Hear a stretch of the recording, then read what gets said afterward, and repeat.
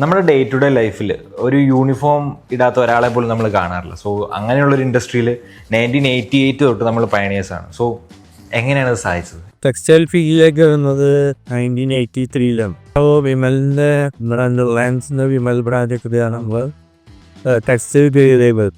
1988 ഞങ്ങൾ ബോംബെയുടെ ഷോപ്പായിട്ടാണ് സ്റ്റാർട്ട് ചെയ്യുന്ന സമയത്ത് തന്നെ യൂണിഫോം ആയിട്ടൊരു ഭാഗവും. അപ്പോൾ അതിൽ നിന്നാണ് നമുക്ക് എക്സ്പീരിയൻസ് ഡെവലപ്പ് ചെയ്തു. അന്നത്തെ കാലത്ത് 10th വരെയൊക്കെ യൂണിഫോം ഉണ്ടായുള്ളൂ. അതിനുശേഷമാണ് നമ്മൾ +2 അല്ലെങ്കിൽ അങ്ങനെയുള്ള ഡെവലപ്മെൻറ്റ്സ് വന്നത്.